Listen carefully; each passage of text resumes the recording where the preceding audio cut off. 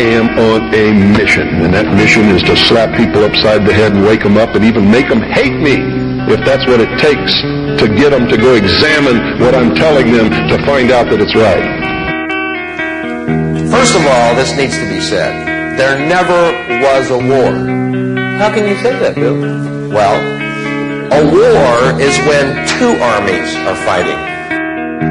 Politicians. Everybody complains about politicians. Everybody says they suck. Well, where do people think these politicians come from? They don't fall out of the sky. They don't pass through a membrane from another reality. They come from American parents and American families, American homes, American schools, American churches, American businesses, and American universities, and they're elected by American citizens. This is the best we can do, folks. This is what we have to offer.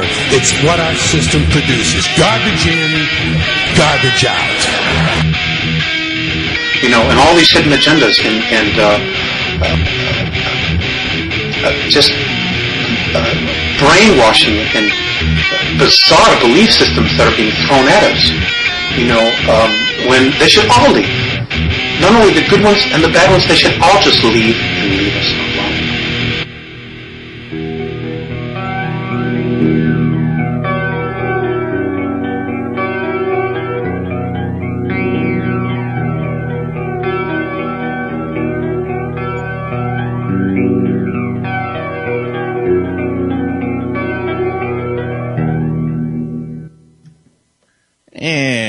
Happy Tuesday to everyone out there in Radio Land.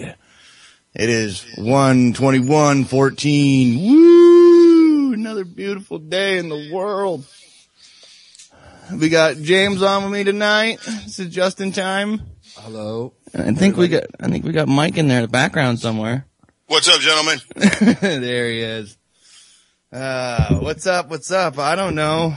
The sky's up. It's cold out, and it's the way I'd like it. Frigid here. It's below zero. It's cold. That's frigid. It's witch's bra temperature outside. See? It is. It's very cold. Very cold. So how's Mike doing? I'm doing all right. Just taking it easy today, getting ready for tonight.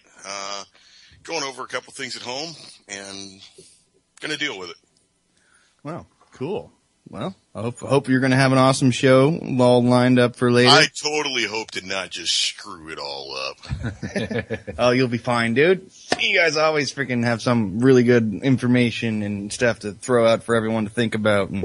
And I was looking on the interwebs today, and I thought of you, and I found this article about the new Smith & Wesson 460 caliber hand pistol. Have you heard about that? You still there? Did we lose you? Oh my God! Yeah, you there? Yeah. All right. I think you said the magic words. I did. Smith & Wesson or hand pistol?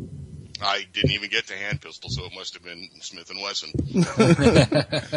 So yeah, I was reading I guess the new largest caliber pistol they come out with, and I didn't know if you knew anything about that thing. Is that the new 460 that they've got? They call like the backpacker's cannon or something. Yeah, that's what they were calling it. It's got a built-in shock absorber or something. I tell you what, if you got the money to buy that, you go right ahead. But chances are you'll have one box of the 460, and you'll have a whole bunch of 45 long Colt sitting there. Oh, so it's pretty much worthless. Well, no, it's I think you can fire that in 2 or 3 different calibers, because 460 is just this massive caliber, and it's also probably about $4 a bullet. And I think you'll fire, like a cylinder full of it to go, well, I've done that, and then you'll keep like 14 bullets at home, and the rest of the time you'll fire that in one of the sub calibers that's much cheaper. And I don't see that being anything but a truck gun, or like they said at the bottom of the backpack. Okay. I heard about it. It's $1,300. Holy crap! Yeah. So like a box of 20 bullets is another $80? I bet you that the 460s don't come in anything bigger than 20 rounds a box. I bet you they mostly come in like a package of 10, just to keep them somewhat affordable. And I bet you they're every bit of $40 for a package of 10. Wow. That right there doesn't seem very worthwhile unless you absolutely have to have it in your collection. I think if you have to have that in your collection, and that's fine if you have to have it in your collection, but if you have to have it for like personal use, I think you need to evaluate other factors in your life. Try to move someplace without angry moose. I've almost been run over by a moose. I have to. That's a really weird thing we had. It was on the weird part was the moose was on the freaking train tracks running towards me. I'm like, what the hell's going on here? So, yeah, the backpacker's probably only good for taking down, truckers and moose. Truckers. Probably a trucker named Bear or Moose. Because they come up with really once again, that's a whole nother set of problems. Oh yeah, man. Oh yeah. That's like what was it? BJ and the Bear gone bad. I don't know. You guys might not remember BJ and the Bear.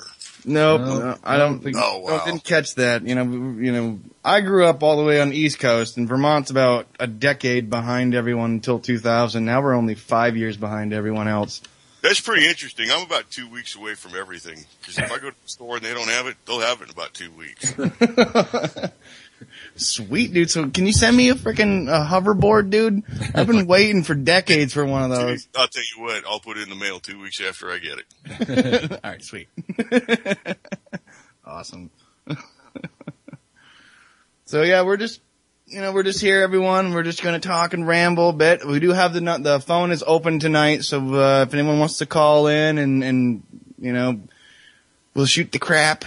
You throw the clay pigeons up in the air, and we'll go blast, blast, blast over the airwaves here. So the number is 718-717-8296, and my lame jokes are not going to stop for another hour and 52 minutes. Oh boy. Yeah, I know. I feel sorry for anyone that lives with me. Oh yeah, no one lives with me. It's fine. The cat loves it. She just looks at me like I'm crazy, man. What? Yep. Shit in your beard. I probably have crap in my beard, dude. Like, I'm a messy I was trying guy. to be polite, but if you want everyone No, else I want everyone to know my deep, darkest secrets. I eat and food gets caught in my face. No, it's not food. You got this huge cat piece of fur Oh, really? in your beard. Like, seriously, get it out Oh, of come here. on, dude. Tell you what. We'll deal with this later. Oh, thanks. Jeez. That was, at least he didn't spit in a freaking napkin and wipe my face. That's disgusting. My mom used to do that all the time, and she tries to do it still, and that's where I walk away. My mom did that once, and I'll tell you what, she can't write with that hand very well. You did that to me once. Did you give your mom premature arthritis? No, I believe I have given her, probably an aneurysm or some sort of cardiac impairment. She's operating on 3.5 valves right now because of you. She's got 4. One of them's a pig valve. Leave her alone. Well, hopefully it was a good pig. Oh, man. So it's been freaking cold up around here lately. And a lot of people complain about it. I actually kind of like it because my car's parked in the garage. So screw all you other people. So you have to plug your car in? Like some sort of warmer or something like that? Some people do, ones that have problems starting their cars, but mine just sits in the garage downstairs where it's nice and warm. And you don't like me for that, I can tell. I can see it in your face. Whatever. Whatever. So someday I'll have a nice garage shop space area that I won't ever leave, but it's make money out of it, like kind of like a chop shop. Something like that. So what's the weather like down in Texas right now? Because right now we're probably about 50, and we've had some pretty good wind today. I think we were all the way up to about 45 mile per hour from the north. So it's going to get cold tonight. It'll probably get down to about cold for us. All right, cold for us. I have to make that very clear, but it'll get down to about 40. See, it's supposed to be -20 here with the wind chill makes it feel like. Why don't you take the hints that nature's dropping you? Well, I'm not sure what hints. Snow is the Lord's Post-it note telling you to move. No way, because when it comes time when it comes time to hole up and protect what's mine, the snow's going to keep everyone away. And the snow will stop zombies, too. That's right. So Zombies don't like the snow, man. they get stuck in the snow. They shuffle. They don't walk. See, like, I was confused when you asked, if I was seeing what the signs that nature would give me, because, I see two signs. It's either move or just stay in your house and quit your job until summertime.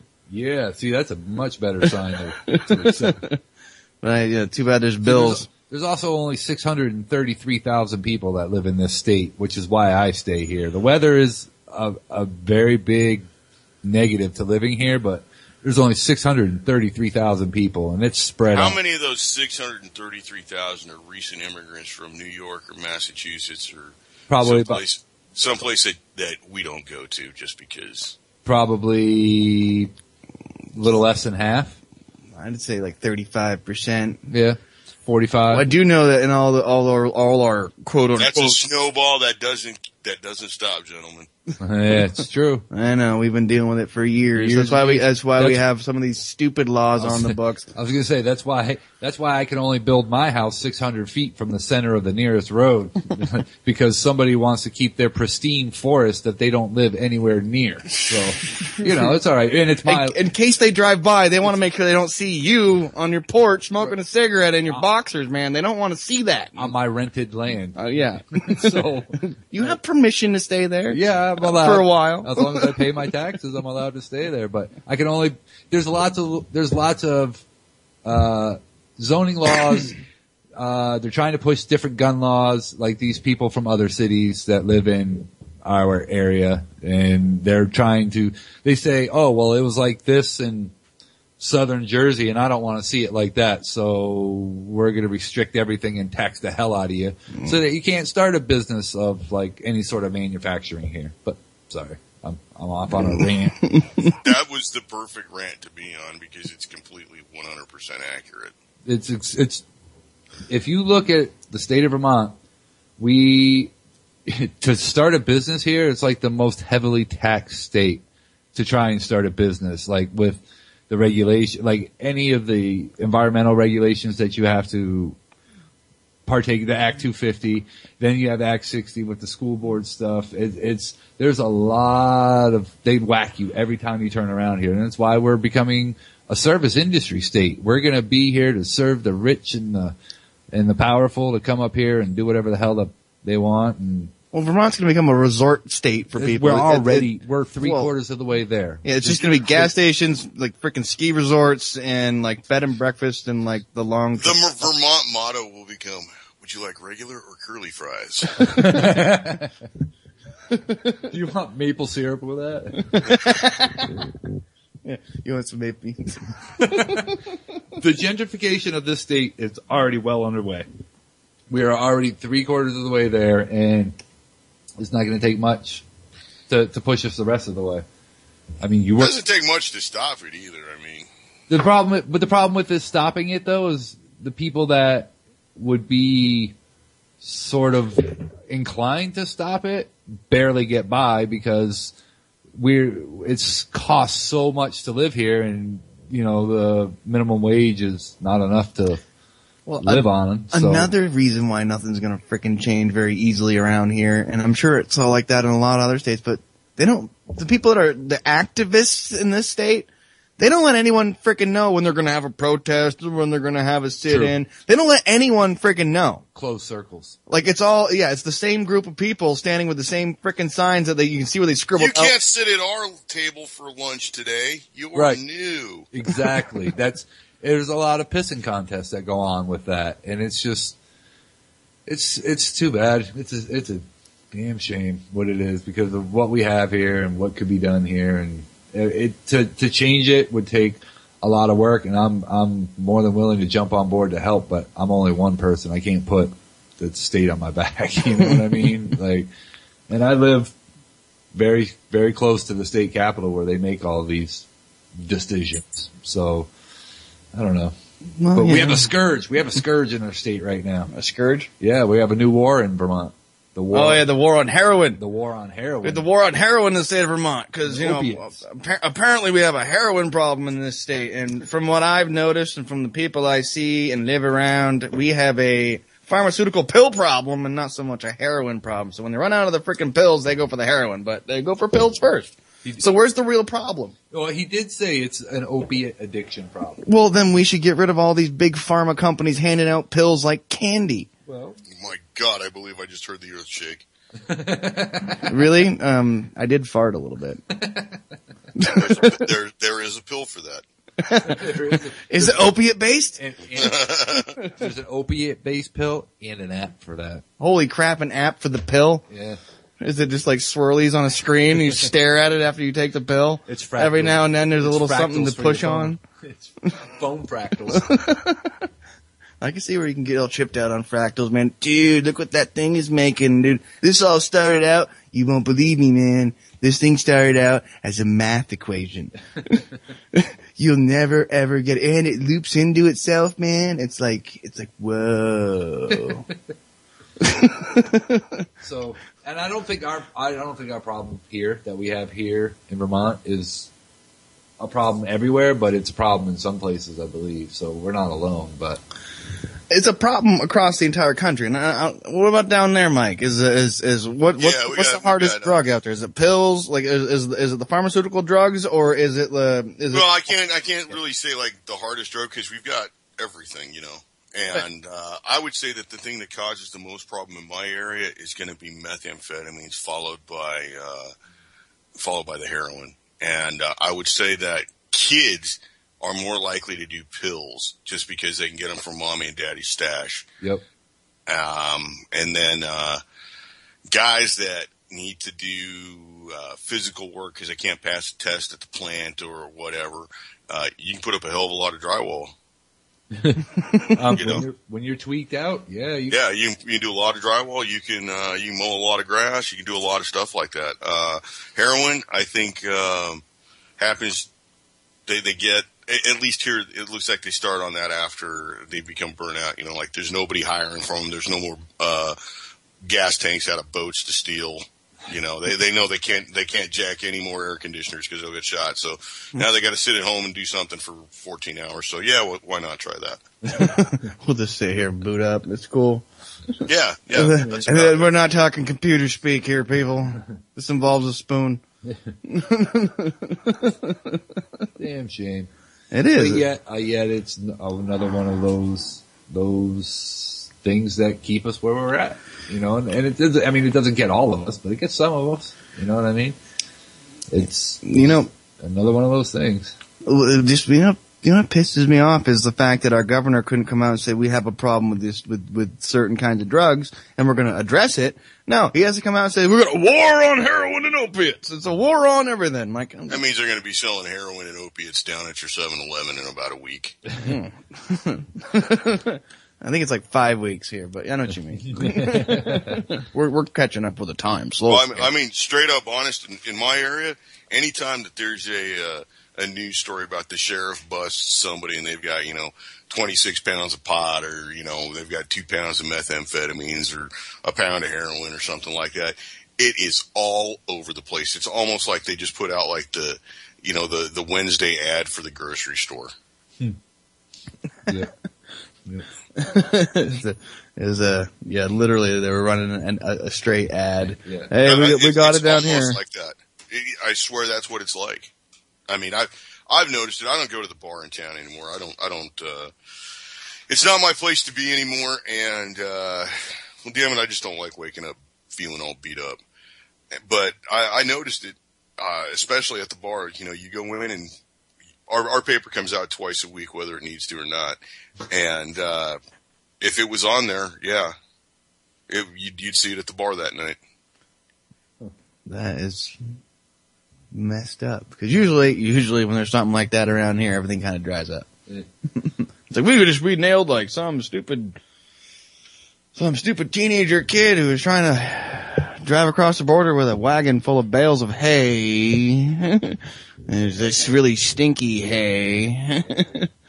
And then, it's the exact opposite around here. You can't find anything like, and it's not like, I'm out there looking for anything, but like I know people and people talk, it's a small community. People talk about everything.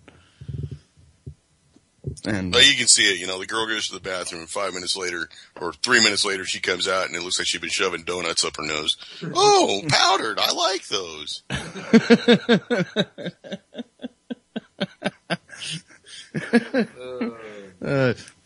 Shoving donuts. Where do you come up with this stuff? That's where I live, you know. Usually the dead giveaway is when she goes up to the jukebox and she plays Achy Breaky Heart like 6 times. Oh my God, they still have that in the jukebox? That woman is on drugs! You'd have to be. Anyone that puts that on is on drugs. I don't care. It may be like prescribed. I don't care. You're on drugs if you play Achy Breaky Heart, man.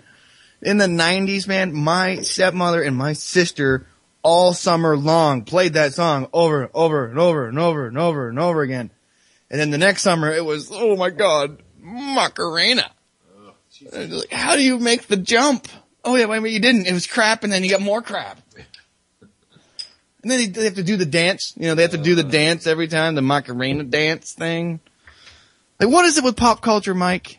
Is it just stupid people, you know, migrate towards stupid things? I'll tell you what, I've done my best to divorce myself from it. I haven't had a TV since 2000, probably 2000, middle of 2005.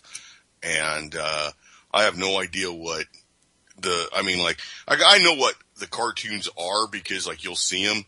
I'll know kind of what the TV shows are. I couldn't tell you who's on them or whatever. I just know the names of them. I know that there's a couple of like talent reality shows and, that's about it. To me, it's the same stuff recycled and dirtied up a little bit.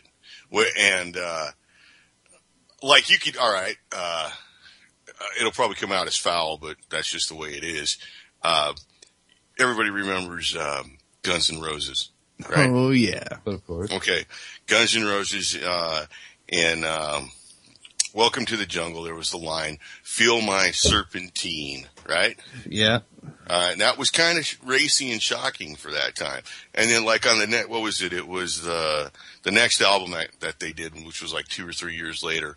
It was just plain suck my fucking dick. And I'm sorry, didn't mean to like, you know, drop all the bad ones at one time, but that just goes to like illustrate how like it's more based on shocking people and getting that visceral reaction than to make people think.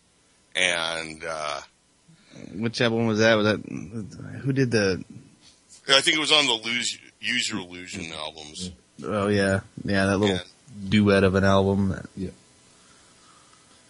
I wasn't really big on Guns N' Roses. I had a lot of friends who were, and they do have some good tunes and all, and Slash is a pretty cool guy. But I get what he's saying though. It's like it's just, everybody has to amp up the next level. Right. You go from masking what you're saying to basically straight out saying it. I mean, if you watch cable TV, I know you haven't watched cable TV in forever. 10 years. Seriously, the only time I see cable TV is if I go to a restaurant and it's on, or if I go to my buddy's house. If I go to my buddy's house and it's on, one of them, his wife watches like the cooking show and how to redecorate your house. Yeah. And that's good enough reason right there for me to kill a TV. And then my other buddy, it's on Disney. And that's one of the little kid channels, and those are pretty bad too, you know. Yeah, that's, but my point was going to be that like, it doesn't matter basically they say and do everything on TV except for drop the F-bomb. Like there really isn't much of a filter on TV anymore.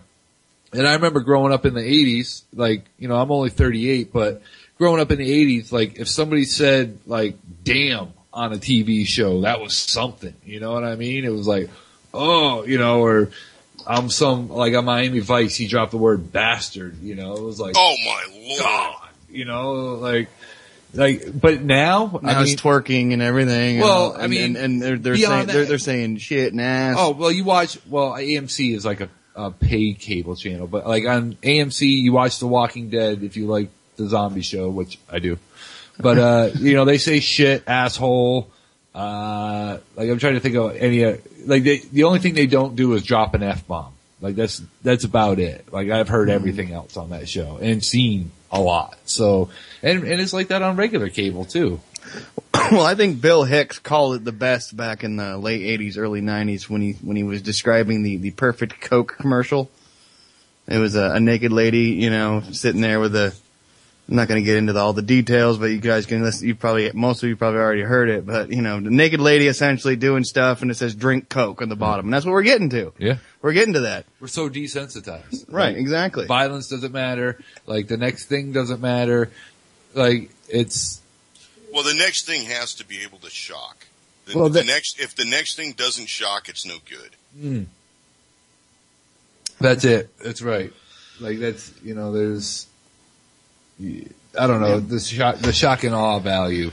And that's kind of sad. Like that's pretty sad actually. Like you're waiting for the next major massacre shooting to shock you into wanting to give up your rights. We've been the government and everything been shocking it on for years. It was gonna like eventually get into the TV and everything too. Well, that's it. it. Shock and awe, man. That's all it's about, man. Everything's all about shock and awe. It's Blitzkrieg.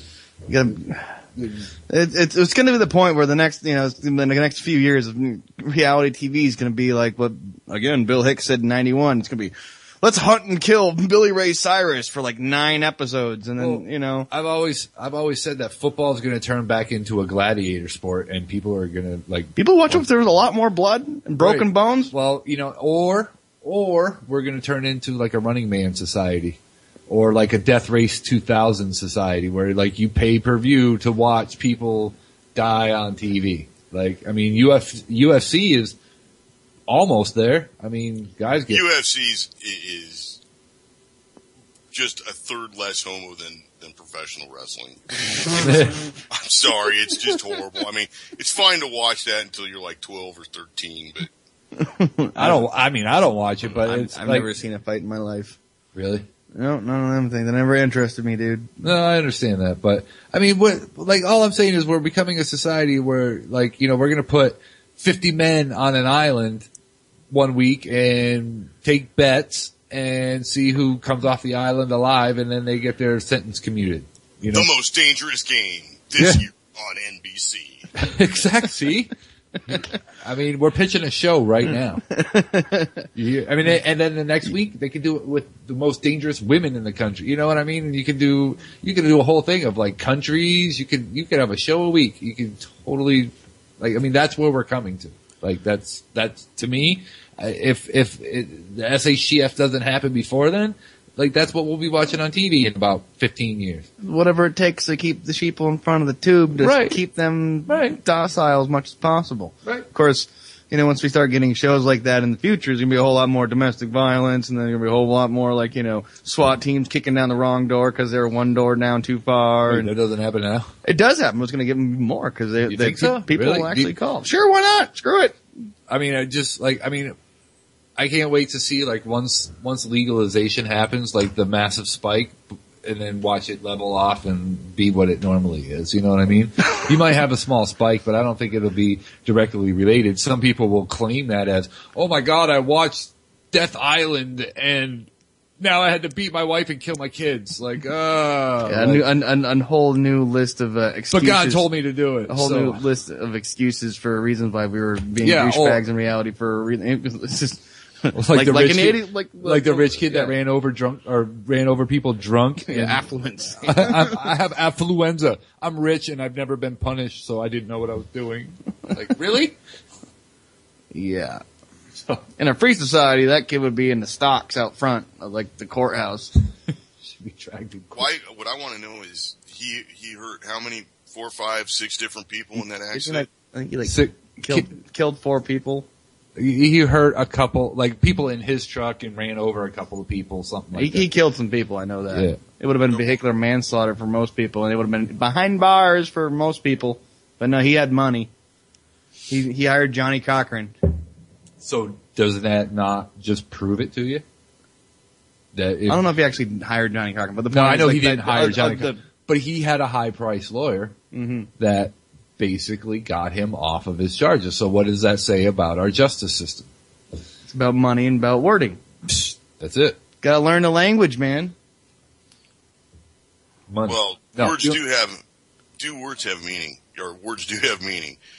But look, I mean, ITT Tech next year is going to have an associate's degree in text messaging and social media. You know, jump on the money train, kids. I hope you're Facebook your way to freedom. Are you serious about that? No, but it's, Okay. it's coming. I wouldn't put it past them. No, I wouldn't put it past ITT. So I was just making sure. I just had to keep facts straight. Clarify here. Sorry to Fry interrupt. University or something, you know. Right. And I mean, I'm not banging on tech schools because, like, really, our education system is screwed up. There are kids that in school that are not, you know, University of Miami material or they're not Harvard material. They are, however, Bob's Welding School material. Yep. And they will do excellent at that. See, well, that's the problem. But there is no more welding in the high schools. There are no more auto shops. There is no more wood shop. Now, I'm sorry, we have a great big ass football field and a brand new digital scoreboard. Yeah. Yeah, and new cameras to make sure everyone can see the scoreboard and everyone in the crowd and the cheerleaders up close. Watch that 15-year-old kid, but yeah. I mean, up here, I will say up here in Vermont and in the Northeast, they do push the trade schools a lot. Like, they do push them because, like, what happens? Are they private trade schools or are they state funded? One of them, the one I know of mostly, is a state-funded trade school. VTech. Yeah. And they have a lot of good program. I mean, their auto tech program puts out some really good mechanics. I went there. I know you did, and you're a really good mechanic. Now, it's put out some really shitty mechanics. I know a couple of them too, but they're trying. But every program does that, right? I mean, but they're trying to expand. They're going into solar programs. They just expanded their ag program, like their agriculture program. Like, so they're trying to diversify, but they're reaching out is what I'm saying. Is like they say, I mean, that's one of their commercials I heard the other day on the radio. You know, going to, you know, UMass with your buddies may not be for you. You might be an electrician or a plumber or a welder or an installer of solar panels. You know what I mean? Like, they're pushing that, which is good because not everybody is like that. Not everybody can go to college. And like one of the really good things about tech schools, like the VTC, the Vermont Technical College. Besides my wife working there? Besides your wife working there, which is really awesome. What's really good about schools like that is it gives kids a skill, at least a skill, something to have in the back of their mind that they know how to do. And certain trades, you know, nowadays seem to be making some serious money. Like we don't, because we're auto techs, and auto tech is like there's a dime a dozen where we live. But when it comes to electricians or plumbers or masons, and I don't mean Freemasons, I mean like a mason, someone who actually built something, not just, you know, ruin shit. They make some really good money. You know, once you become a master plumber, you know, I have a friend who spent, he actually didn't go to school. Well, he had to go to 2 years of school while he was working in the place he worked for, paid for it. So he was making about $18-20 an hour when he was just an employee, and then he had to do his apprenticeship for like five years apprenticeship, and then he could take his master's test to become a master plumber. Now he makes $78 an hour. He runs his own business. And that's the only way to make any money is to run your own business. That's where I was going. I was like, a cash business is much better than a check business, you know. Right. You get a discount for writing check or for paying cash. You know, you write a check and, well, it's going to cost you. It's going to be full price now, buddy. You got to make me go down to the bank. You got to make me deal with the other stuff. You know how cold it is outside. I don't like it. So yeah, that's the only way to really make it. And I would like to think that some of these new college graduates that are stuck with their bachelor's degree working their cash register at McDonald's would realize that maybe they should, you know, start their own business. And it's different. Well, it's different. They know the Pythagorean theorem, but they don't know how to buy a house. Yeah, that's true too. Well, a lot of them don't even know how to pay their own bills or balance their own checkbook, or even just budget enough money to They have the checkbook app. Yeah, but you got to put numbers in that, Mike. Come on, that whole 0 through 9 thing really gets them lost sometimes. You got that kid at work, man. That's why the scoreboard only has 2 places. That's now. I don't know. That's part of the problem with a lot of things around these parts, and I mean the country, is like, you used to be able to, I won't say depend, but I grew up the second half of my childhood in Ohio, and there were 5 auto plants within, 45, 50-minute drive of my house. There's only 1 now from when I grew up. And it's like you used to almost be able to depend on those type of jobs when, I kind of washed out of college, or like, I know I'm not college material, I'm going to go work at the plant. You know? We don't have a plant to go work at anymore. So like, that's creating this void of like, I don't know, there's just people that can fill. It's creating an abundance of odd job lawnmowers is what it's creating. Yeah, I mean, well, and the bad part is like, God bless you if you're working your own business like that. But a lot of the guys that are doing that, they're just looking to see, he leaves his gate unlocked. I can come in and snag his air conditioner in the middle of the night. Yep. So. Yeah, it happens here too. A lot of people, like, there's a whole. Do you have a stand your ground or castle law or anything like that? Say so. Yes. Oh, yes, we do. Absolutely. Did you not realize how that cut down on crime?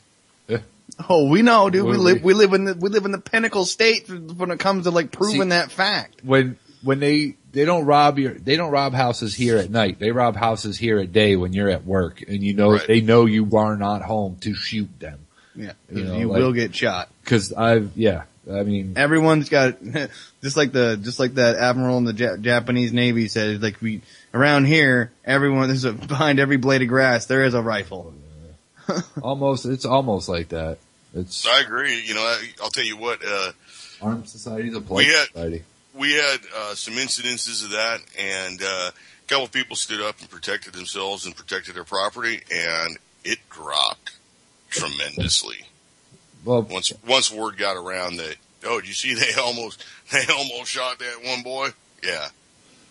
See, I mean, it's a sad thing to say, but that needs to happen a little more often, because that'll make people think a little bit more before you go being the complete douchebag of life and stealing other people's shit. Like, I've worked for, and most people I know work for everything that they have. Like, they weren't given anything. So, I don't know. You come and steal my shit because you're a lazy drug addict. Like, you deserve to be shot. Like, honestly, like, you deserve that. And the thing is I don't care if you're a drug addict. Just don't come and steal my shit. Well, yeah, that goes without saying. I mean, okay, so to me, that's even worse is a thief that's not all whacked out on drugs, just thinking of like, I need money or else I'm going to be sick. Because like being sick from a drug or withdrawn from anything, I can't imagine is a great thing. But if you're a sober thief and you're stealing my shit, you definitely deserve to be drawn and quartered and then set on fire. So we should all put. I'll just settle for the coroner coming picking up your corpse off my lawn. Should all have signs on our house that says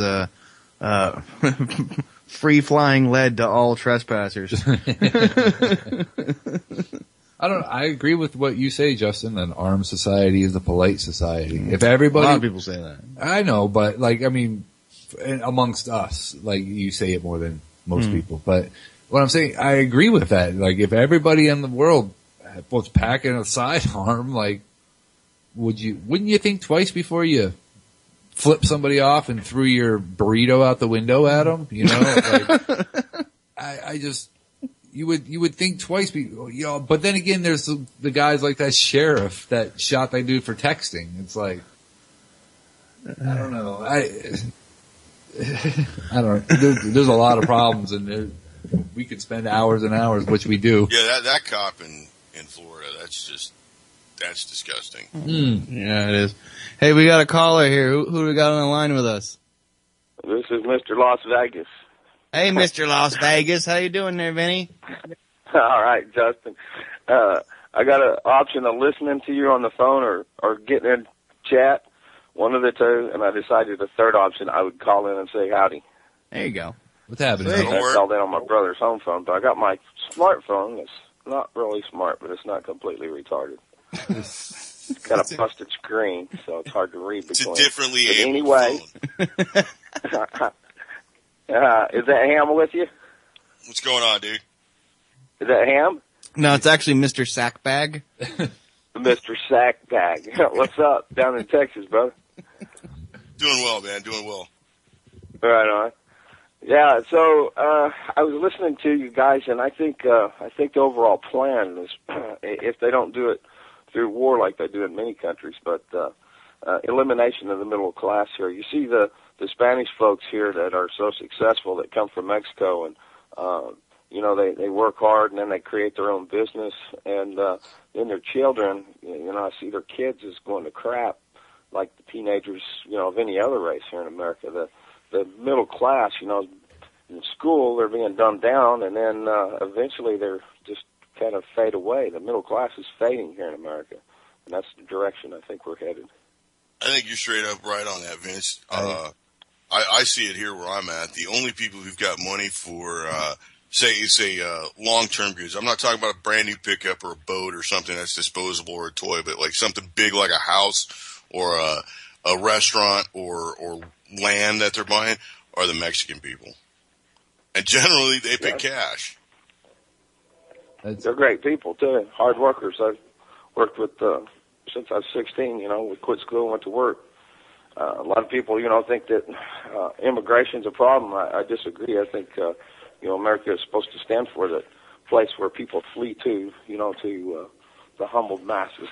Yeah, unless you're an actual citizen here, then you want to get the hell away from it. Well, and that's the problem, because a lot of our citizens haven't been anywhere else to see exactly how good we have it.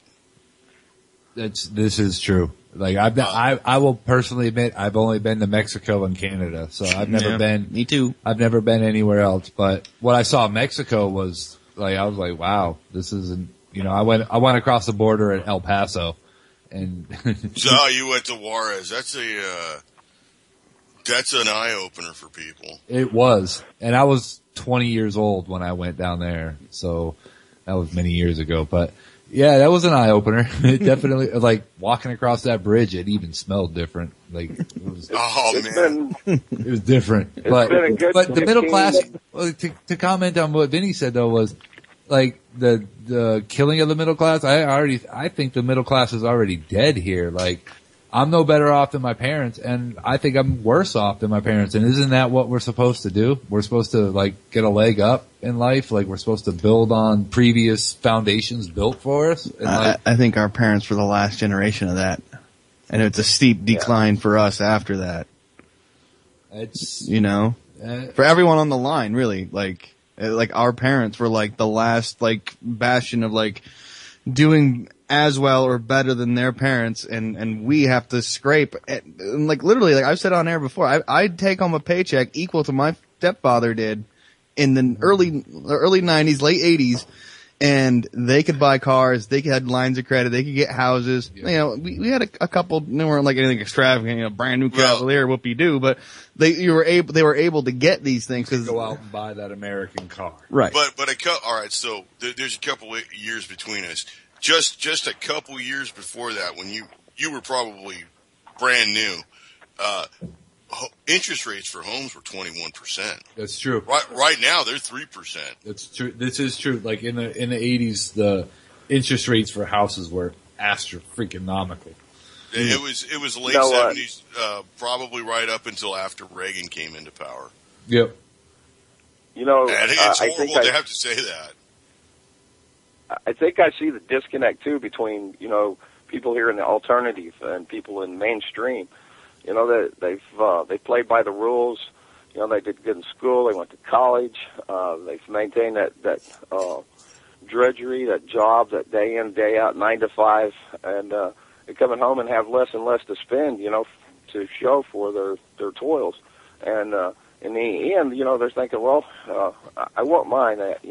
At least I've got my house, I'm making the payments on it, I'm paying for the car, kids' tuition, it's there, and so on. And so it's hard when you're heavily invested in something to walk away, In fact, I think it's probably impossible for most.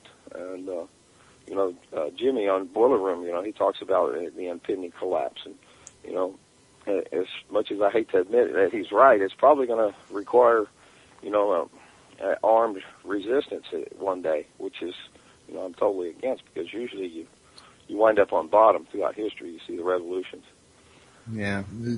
Yeah, I don't know. Well, yeah, no, JFK said it best, those who make peaceful revolution impossible make violent revolution inevitable. Exactly. They're painting us into a corner. They're backing us into a corner. And what happens when you back a dog or any sort of animal into a corner? Which we're animals. So what happens? Fight or flight kicks in. I don't know. I know about myself. So I don't know. We're in a bad spot, and they've painted we've kind of painted ourselves here, but they forced us here too. Well, with the funny day, but well, yeah, it's hard to do the they we pronoun game. Yeah.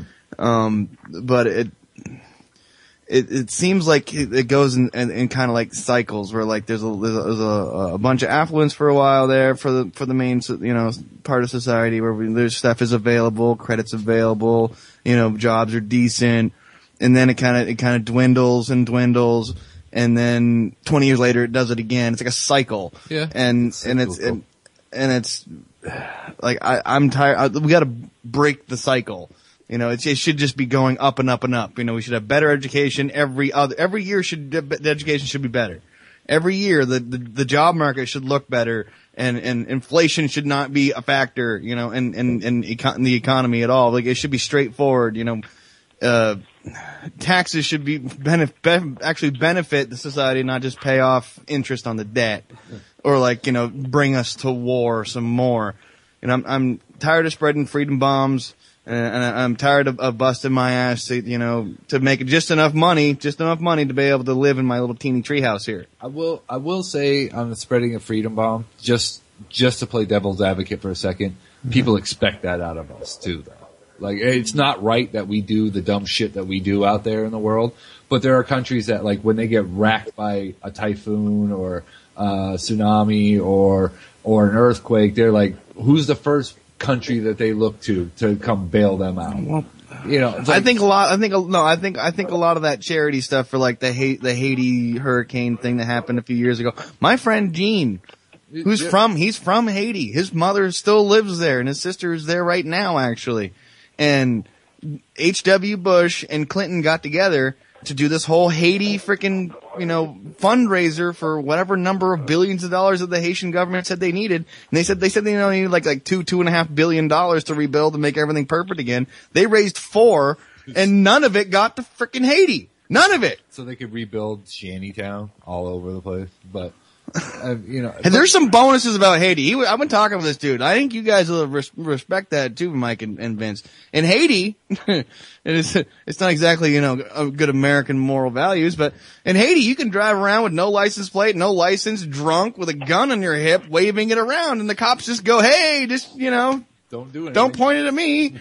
And they wave back, and they're drinking a beer too, It's definitely third world down there, but it's definitely not a tyrannical government either. Yeah, it's definitely a tyrannical government because the country's been looted. I mean, if you really look back on the history of Haiti, look at the Duvaliers. Absolutely, it was an entire line of people that just raped that country for 30, 40 years. I'm just telling you what Gene told me. He just turned 28 or 29. He's been in the States for the last 10 years. He born and grew up in Haiti. This is what he told me. Maybe he's coming from a juvenile perspective because he left when he was young. But, yeah, I'm sure if you stayed there your whole life and you were a homeowner or a worker or something down there. I don't believe the word homeowner exists in the Haitian language.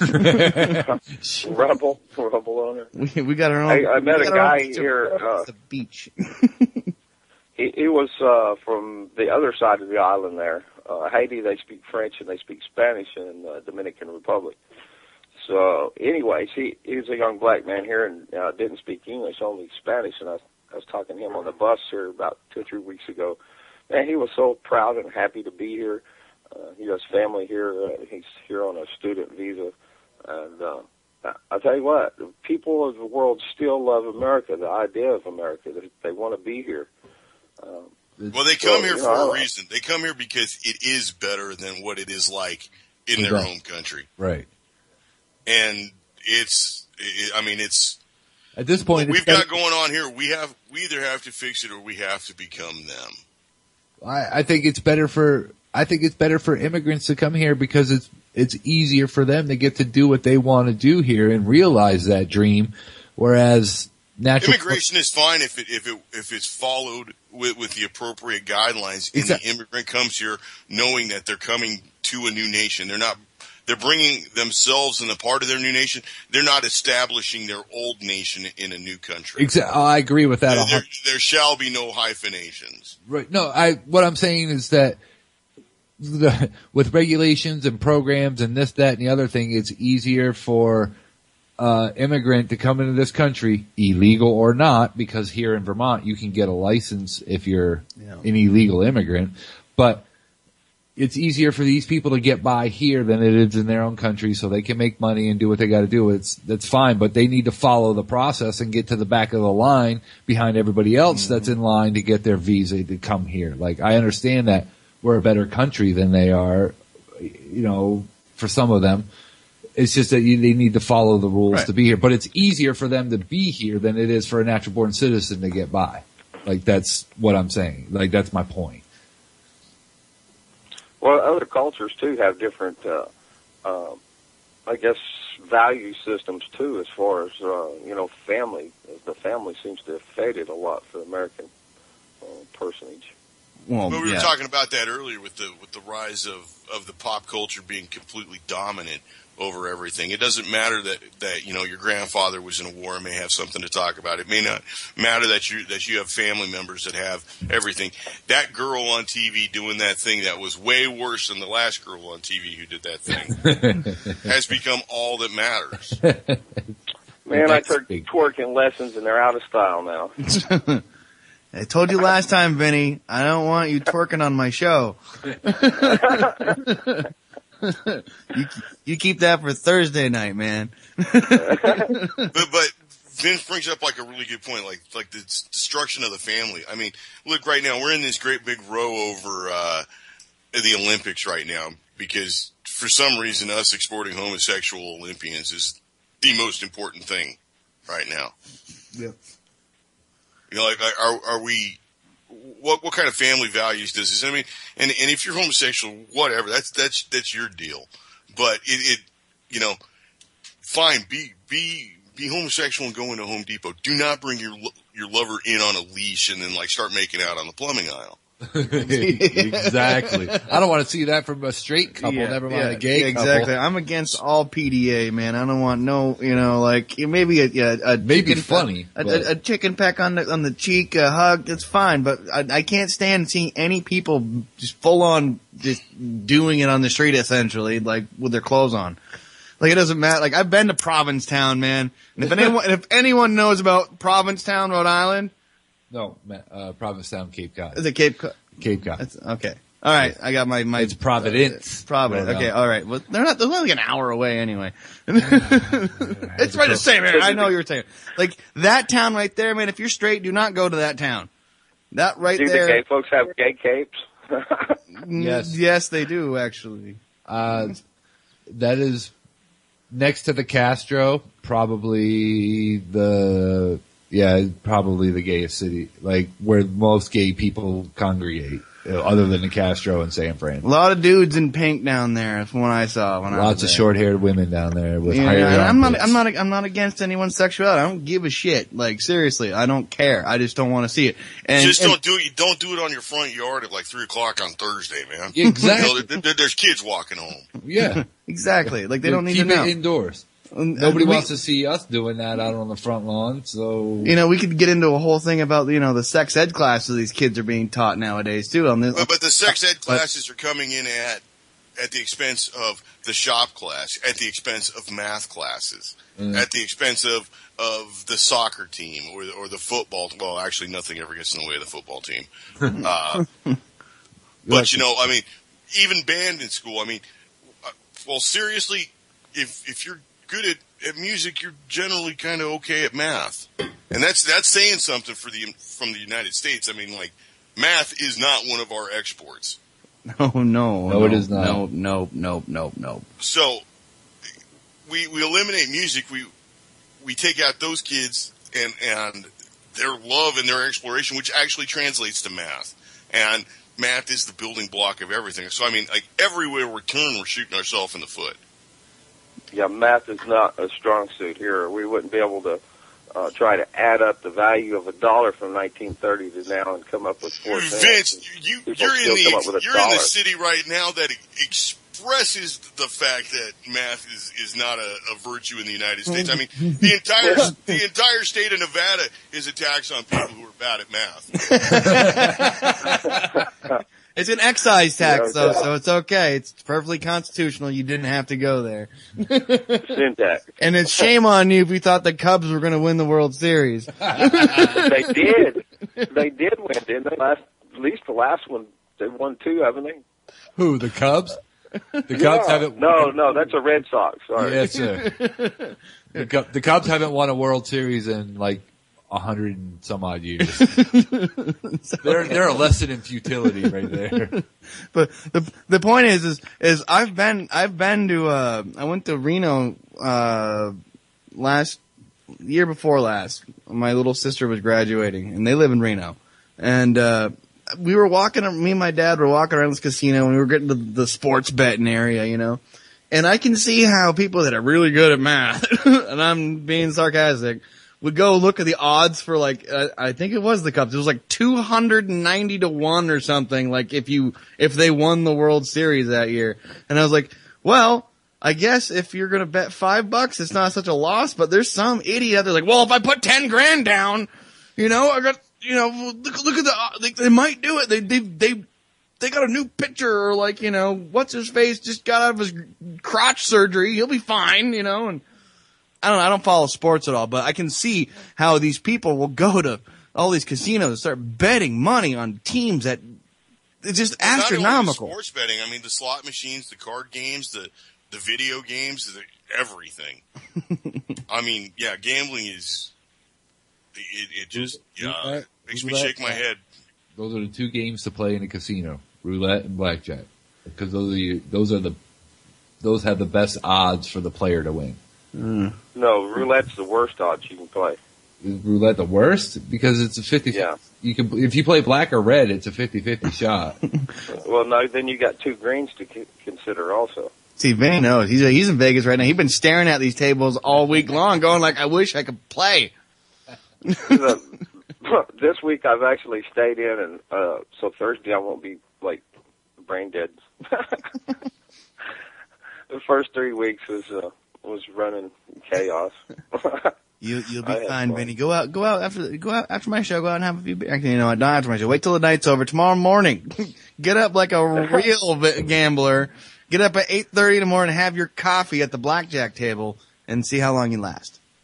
The only place you can walk 2 blocks and have $2 and get 2 beers.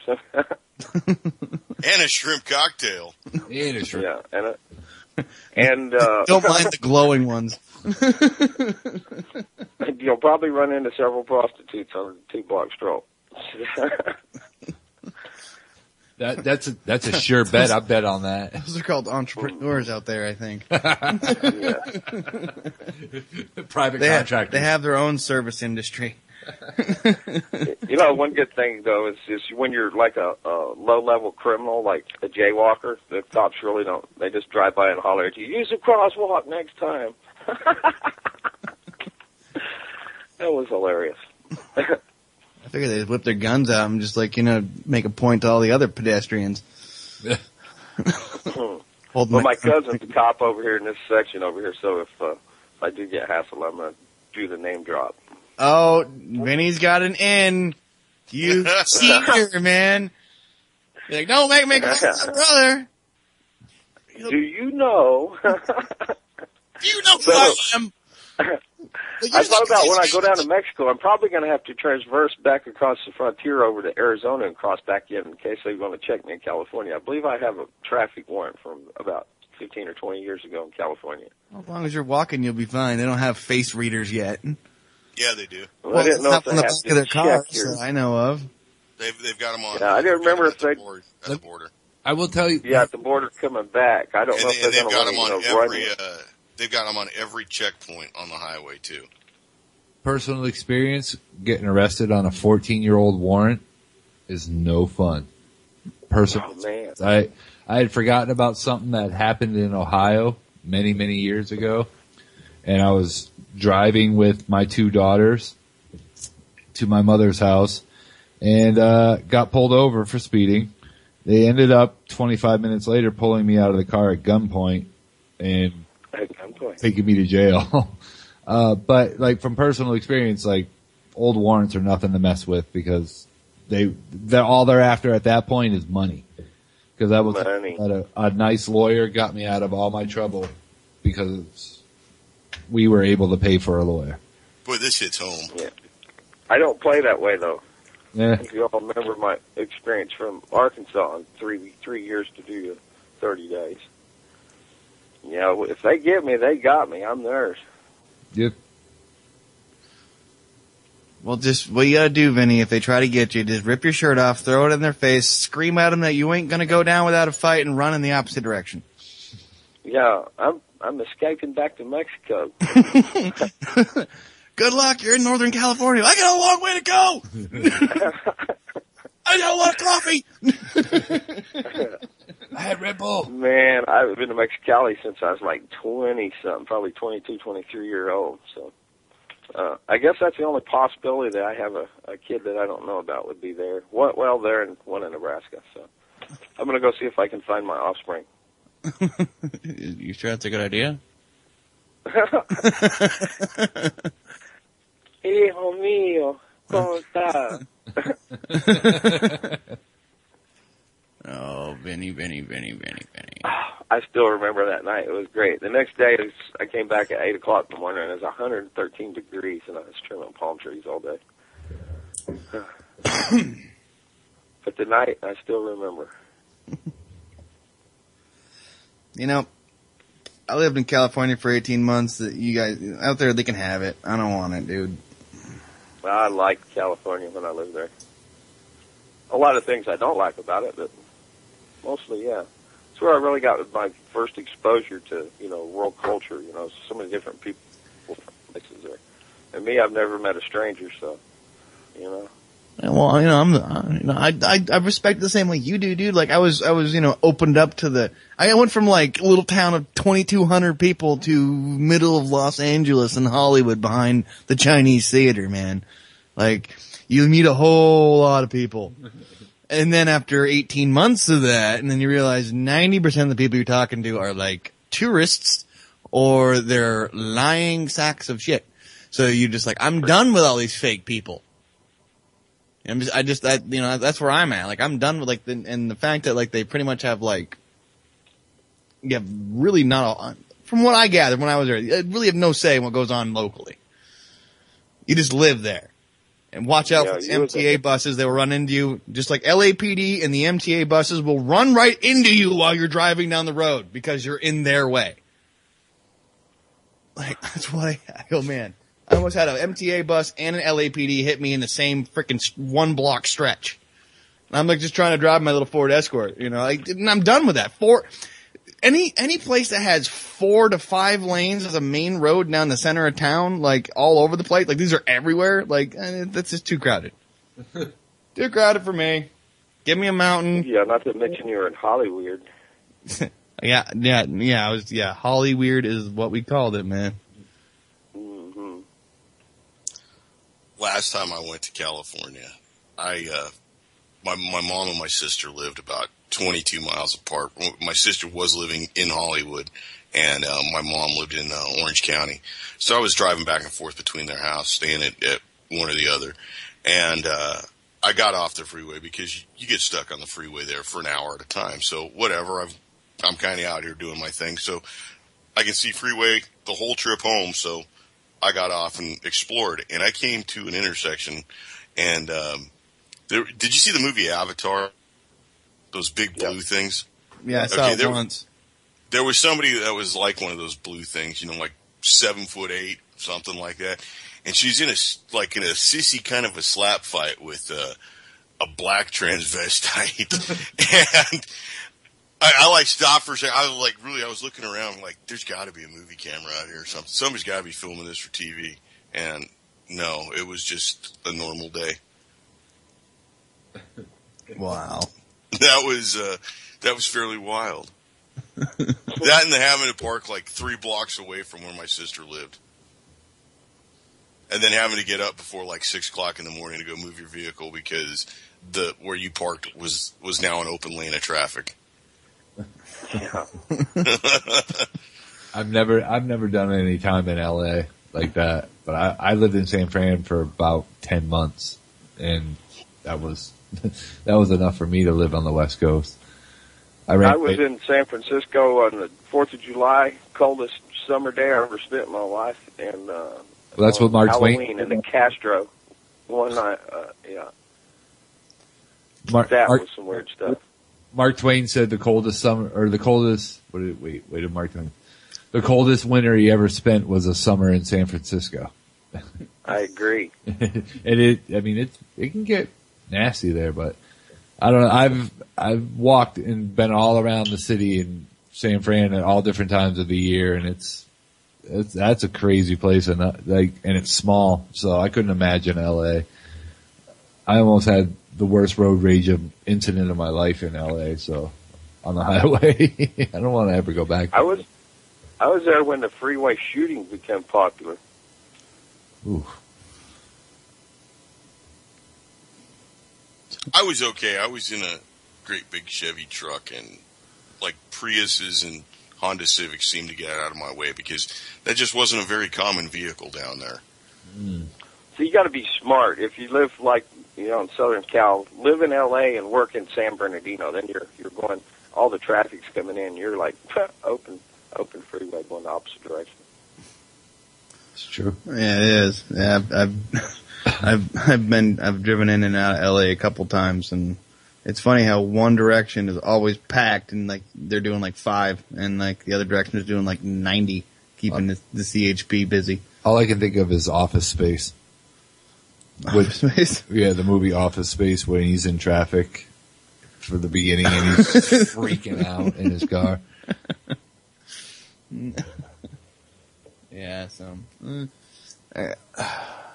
I guess the moral of the story is stay the hell away from the cities. I don't know. Well, those are the first places that are going to go, so that's why we live up here, isn't it? Yeah. But what if it doesn't go? What if we get ourselves into another war? Ooh, good question. Because a war always fixes the economy in the short term. Yes, it does. So we ramp up the debt and keep on going. We go and we save somebody, bring a helping of democracy to them. And if we get another war, we're going to have to hire some South American drug dealers to teach the military industrial complex how to better launder money. I don't think they care about laundering the money. It's all straight up right there. Yeah, they've got billions that are unaccounted for every year. I mean, who gets away with that? Okay, so let's continue on that thought. So we get ourselves mired in another conflict to bring freedom to another deserving country, and we start a war, short term, fix our economy. What happens from there? Just continued deprivation of people for basic services, and we continue in a downward spiral. And we keep cutting the military budget, the budget for the for taking care of soldiers, and they only need 0.5% cost of living increase. I mean, hell, they're not at home living anyways. We keep the money up for the war on crime. Something will be the crime du jour. The new drug will come out, and we're going to have to control the internet because the flow of information is aiding the terrorists. And so, it's the same thing. And we end up doing this until we can't, until it just pops, and we end up just like Russia, and right at the end. Apart. So the foundation gives away underneath our feet, and 20 years from now, we're still sitting here on the radio bitching about the same shit. That people turn on the radio at any time. Bill Cooper's on. Right, that's true. Bill Cooper. I don't know. When do we really hit rock bottom? That's my. Okay, I guess that's where we're getting to. When you hit rock bottom, when your kid is screaming from hunger pains, that's when you hit rock bottom. All right. Well, okay, that's a good rock bottom, but wouldn't the Good Samaritans come through and provide Red Cross food and shelter for our own country, or is our aid money being spent somewhere else? I believe all our aid money gets diverted back into rations for the military. I mean, look at how it happens in Africa, right? The UN goes in and, you see it. It's 50, 20, 30 trucks full of grain and rice and powdered milk and all that. And they start taking it off. And what happens? The squad of, dudes in pickup trucks with cannons on them comes rolling up and basically unloads all the food. And now that's the warlord's food. Right. Yeah. The same thing will happen here. All right. So that, to me, that would lead to, that would have to, like, somebody would have to stand up to that. I would hope somebody would stand up to that around here. I mean, in these parts, in this country, if that were to happen here, if the warlords came through and. Well, I think we'd have our own little groups of warlords around here. More than we would call predictive programming on television shows. That's preparing everybody for the little warlord scenarios. Well, yeah, like that show with the Revolution Survivor. Yeah. Like that, like they had that group of the militia that went around and either you gave them your guns and your food and stuff, or they killed you, or you joined them. That was your choices. Oh, can you hear the I guess it's the F-16. I'm out here. I'm a front row to Nellis Air Force Base. It's pretty badass. Today, the Blue Angels went out. They go straight up in the air in formation, and then dive back down. Then they off over the Black Mountains, and they were puffing out some. I never seen them burn. It looked like brown dust. I guess it was chaff, but there's been a heavy concentration of chemtrails here today too. They got the sky clouded over. I still haven't understood how one flies a long line behind it and one's following right off the side of it, and it's got a little short line. Still haven't got that figured out. I don't know, man. But we have a public service announcement from the Buzz Beaver. It is now 4:20 officially. It's not exactly. That's funny. Well, do me a favor, Vince. That plane's still overhead. Flip them off for me. Tell me again. I couldn't hear you because of the plane. Flip them off for me, man. Give them the bird. The one-fingered salute, the howdy doody, and stick it up your rectal area. Yeah, they're not banking over the top of me. It was earlier in the helicopter, the gunship, man. He was circling, coming right over. I could hit him with a rock, man. Gunship circling? I don't know what size cannon they had on that thing, man, but it's huge. It'd like take a whole house down. Hey, Mike, you know anything about airship or gunship cannons? I know you know a lot about guns, man. What do you know about helicopters that are armed? They're usually armed with something fairly heavy. Like 50 caliber, 20 millimeter, 30 caliber, something like that. Imagine 50 cal off the side of it. Yeah. Just back it off. Yeah, this was probably ordnance in that thing because it was huge. It was like, probably looked like at least 4 times bigger than a 50 cal. Yeah, it's freaking the I've seen one of the bullets on them freaking some of them guns they use on those things. They're huge. They're like 5, 6, 7 inches long. You'd hurt someone just throwing the freaking thing at someone, let alone firing it. It's true. It makes you wonder about the cost, right? We were talking earlier, like the military uses a a weapon called the Javelin missile. It's like an anti-tank or an anti-building weapon, right? It costs about $85,000. It's a one-shot deal. You can't reload it or anything. And so that costs about $85,000, and the guy who's firing it won't make $85,000 that year. There's just no way that a dude who's actually firing a rocket on the ground makes 85. And the guy that they're firing it at won't make $85,000 in a lifetime. So who's winning and who's losing? You know? Well, guess it depends on what your viewpoint is. Whose side are you on? I think we all got to be on our side, on our own side. That's it. Our own side. Right, our own side. Which translates to a bigger group, but you got to be on your own side first before you can, like. The tier system starts with me. Exactly. I'm the base of the pyramid. Hey guys, hey, my disc came in for my computer, so my brother's going to install that. I'm going there. I'm going to hop off here. Thanks for having me on with you guys. Enjoyed a little chat. Yeah, it's awesome. So it looks like I'll have my computer back up and running. Sweet, man. Awesome. Thanks for calling in. Hey, thanks, man. Talk to you guys. Hey, everybody in chat. Hey, John, Lisa, Mom, JJ, Road Dog, Cracker, a couple others I missed. Sorry. Later, y'all. Later, man. Take it easy. Bye. I don't know. So that leaves us at, or where are we at? Where have we gone tonight? We've gone all over the place. Yeah, well, we always do, but where are we at? Like, what are our main We're like points? a drunk on the freeway right now. all over all 6 lanes. Yeah, exactly. And there's only 4. It's weird. No, when you're drunk, there's 6. Yeah, it's true. The middle line. Screw y'all up.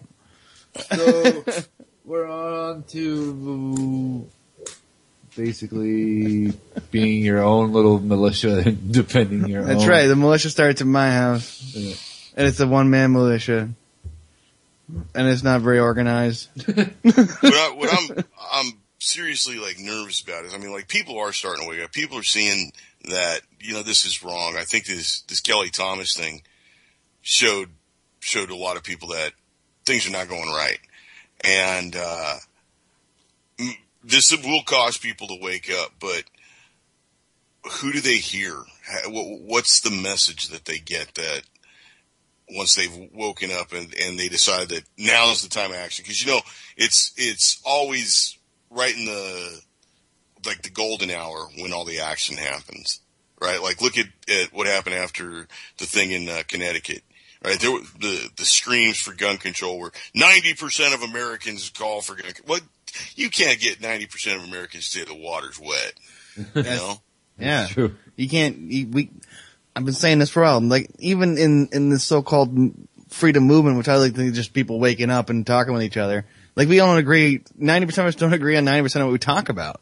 And that's like, just true across the board when it comes to everyone in this country, period. In the system or out of the system. We can't agree on 90% of the shit we talk about. Now, real quick before I get on a tangent here, we have a phone caller in here, and it is unknown phone. So, how you doing, unknown phone number? I am an unknown phone number. I'm your Northern Fukushima Shield person calling. How's it going? I'm still alive, you know, like alive and well. Good. Is there something you would like to add to the conversation, Miss Listener? No, I'm just letting you know that I'm listening, and I think this is really awesome. And to me, this is a real roundtable. People taking turns and talking about what's happening to them, and it's awesome. I will mute and listen. Oh, okay? You just listen in. Okay, listener's listening right now. The listener is listening. That's right. We see you in the back of the room listening to everyone else. I'm not a liar. That's my name. I listen. And I'm not a lawyer, although I was married to one, but I'm not one. So, you know. I don't know. I just see a lot of people being willing to stand their ground. I think there's a lot of, you know, options to consider right now. Shit's coming down the tubes. People are saying that, we're going to have a grand awakening in 2016. And I see 2014 as being like, I'm saying, like, after I know all this stuff, like, I'm still in purgatory. It's pretty weird. Well, I don't know about the dates. You go, Mike. I'm not big on dates either. I think anybody calling for, the December 21st of whatever is not going to work out. But I think people are seeing that it's not 8 or 9% unemployment. I think people are seeing that a box of macaroni and cheese is $1 at the store now. You only get 4 top ramens for $1. Yep. I think that's going to be the big mass consciousness when you go to the store with $100 and you walk out with like a pack of cigarettes, a Coke, and a newspaper. Yeah, but as long as you have Twerkin and Rob Ford, you'll be okay because you've got breads and circuses and massive entertainment. Like soon we won't have the bread. Soon we won't have the bread. I know, and people have not. I mean, yeah. That's right. So the problem is that most of the Earth's population is living in cities. What's wrong with this picture?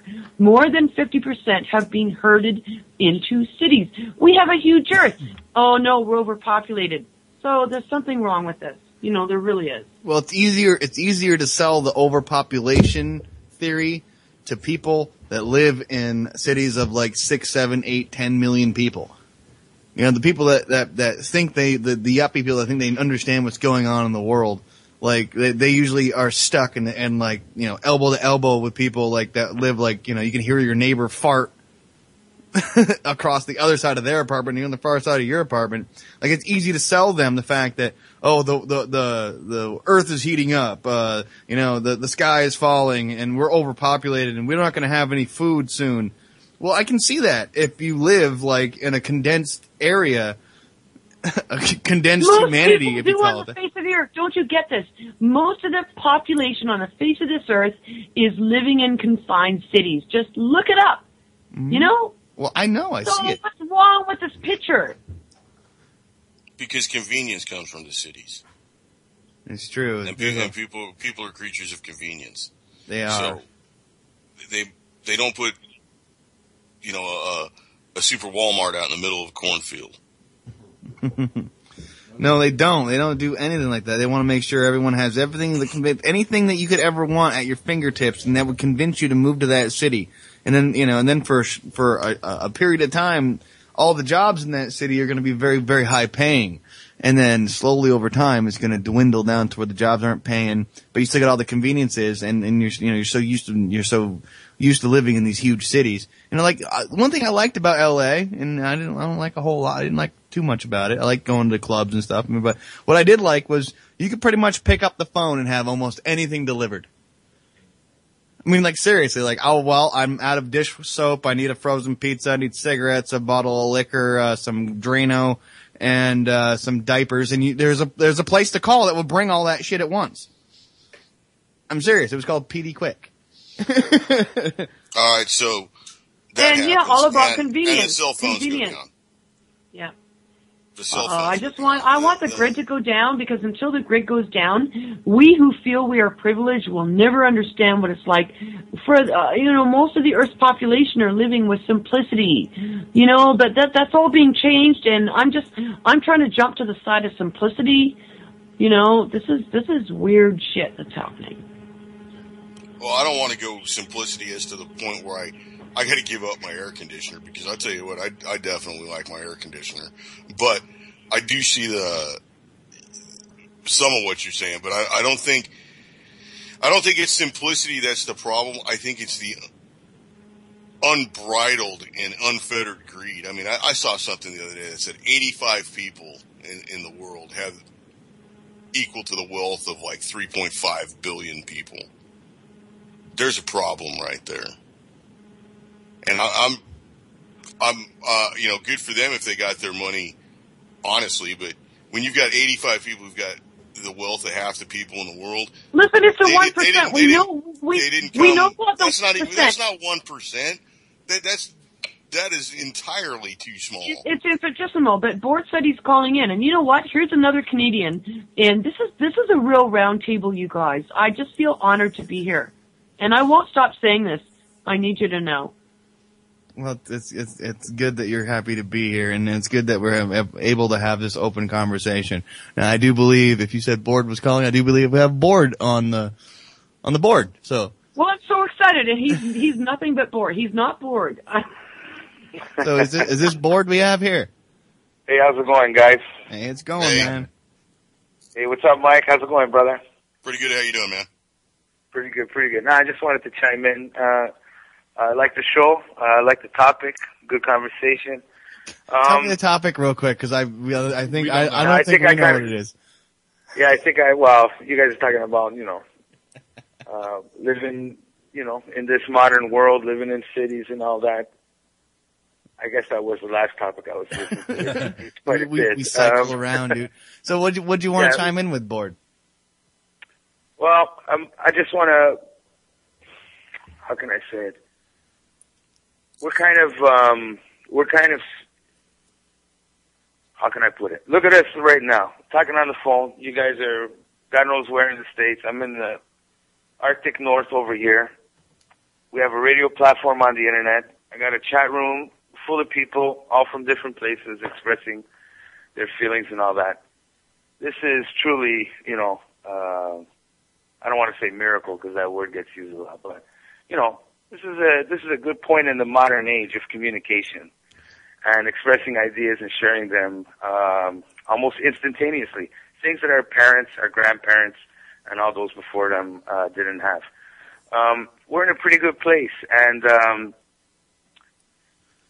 it's kind of taken for granted, and there's definitely a double-edged sword to that for all our convenience and for all our progress in this world, There's a lot of detriment to that, living conditions. The fact that people don't have jobs anymore. This is something I'm seeing a lot of, even in where I'm from. I can't really speak for where you guys are, but I'm sure it's something that you guys could notice right away. Lack of manufacturing in this continent. What our kids are being taught in school, what type of future they have to, first of all, the future that they expect and the future that they're ultimately going to live is two totally different things. Definitely it's going to be a rude awakening for a lot of young people in this Western world, if you like to call it that way. I got some folks that I keep in contact with out in Europe. Definitely a lot of change has been happening there.